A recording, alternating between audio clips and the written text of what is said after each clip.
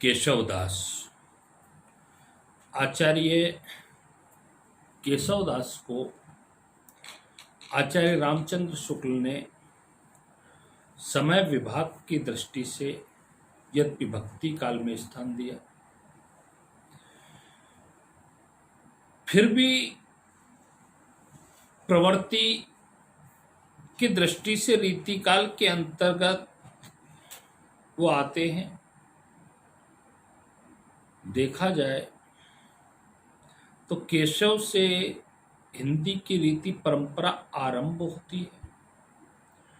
वे हिंदी के प्रमुख अलंकारवादी आचार्य माने जाते हैं। केशव का जन्म 1560 और मृत्यु 1617 ईस्वी में हुई। वे ओरछा नरेश महाराज राम सिंह के भाई इंद्रजीत सिंह के आश्रय में रहते थे। केशव को अलंकारवादी इसलिए कहा जाता है क्योंकि वे अलंकारहीन कविता को सुंदर नहीं मानते। यद्यपि सुजाति सुलक्षणी सुबरन सुबरन सरस सुव्रत भूषण बिनुन बिराजही कविता बनिता मित। केशवदास ने रसिक प्रिया, रामचंद्रिका, कवि प्रिया, रतन बावनी, वीर सिंह देवचरित, विज्ञान गीता, जांगीर जयचंद्रिका, नक्शिक वर्णन, छंदमाला,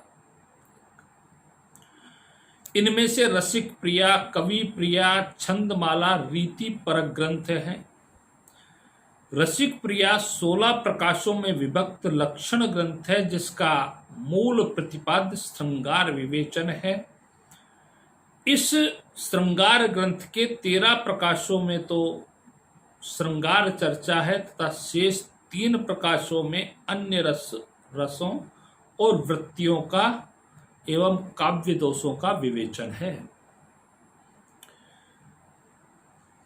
कवि प्रिया की रचना केशवदास ने अपने आश्रयदाता राजा इंद्रजीत की राजनर्तकी राय प्रवीण को काव्य शिक्षा देने के उद्देश्य से की।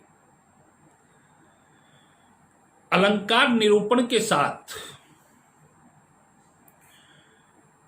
इसमें काव्य रीति, काव्य दोष आदि का विशद विवेचन है। केशव के आचार्यत्व एवं कवित्व की पूर्ण अभिव्यक्ति इसी ग्रंथ में हुई है। छंदमाला जो रचना है में कवि ने 77 छंदों के लक्षण और उदाहरण प्रस्तुत किए। रामचंद्रिका में केशवदास द्वारा राम कथा पर लिखा गया उत्कृष्ट महाकाव्य है, जबकि विज्ञान गीता एक आध्यात्मिक ग्रंथ है जिसमें कवि के दार्शनिक विचारों की अभिव्यक्ति मिलती है।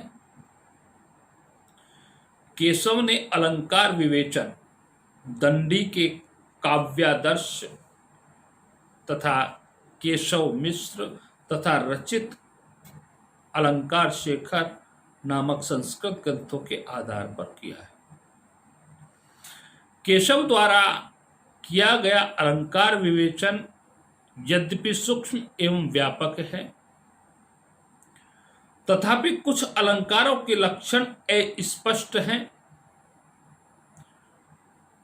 तथा लक्षण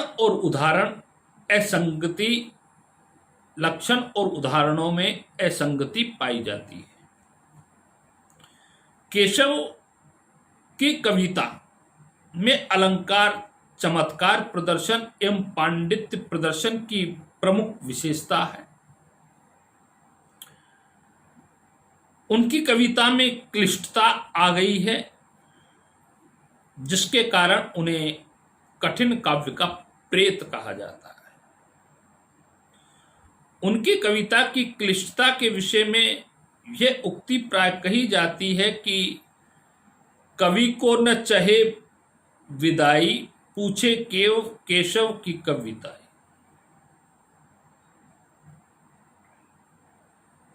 आचार्य शुक्ल ने उनके संबंध में कहा है, केशव को कवि हृदय नहीं मिला था।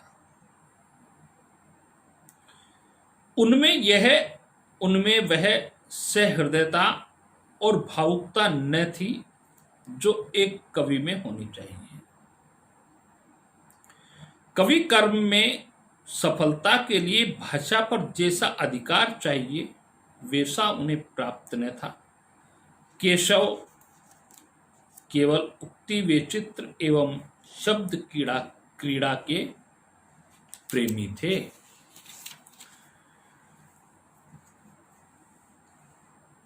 केशव की कविता के प्रबंध रचना के गुण केशव की कविता में प्रबंध रचना के गुण नहीं थे। शुक्ल जी ने प्रबंध काव्य के लिए 3 बातें अनिवार्य मानी: संबंध निर्वाह, कथा के गंभीर और मार्मिक स्थलों की पहचान,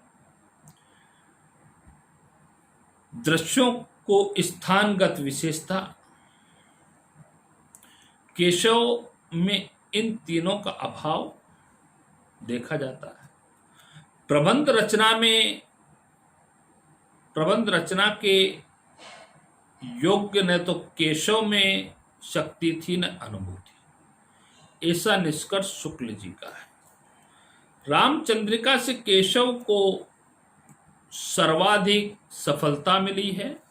संवाद संयोजन में, संवादों में पात्रानुकूल क्रोध, उत्साह आदि की सुंदर व्यंजना है। केशव की रचनाओं में सूर, तुलसी जैसी सरसता और तन्मयता चाहे न हो, पर काव्यांगों का विस्तृत परिचय कराकर उन्होंने आगे के लिए मार्ग खोला। केशव की रचना में कुछ प्रसिद्ध पंक्तियां हैं। भूषण की ही जहां अधोगति केशव गाइये, होम हुतासन धूम नगर एके मलि नाइये। दुर्गति दुर्गम ही जे कुटिल गति, सरिता ही में श्रीफल को अभिलाष प्रकट। कविकुल के श्री में कौन के सुत मलि बलि के, कौन बालिन जानिए। कांक चाप तुम जो सागर, तारु नहात खानिए। सिंधु तर्यो उन बानर, तुम्हें धनुषे धनुरेखई गई न तरो। बानर बांधत सोन बंध्यो उन बारिद बांधि के बाट करी। अजहू रघुनाथ प्रताप की बात, तुम्हें 10 कंठ न जान परी।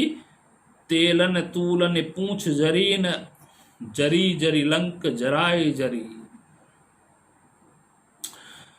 केशवदास इस प्रकार की रचना करते हैं जो जनमानस से दूर हो जाती है,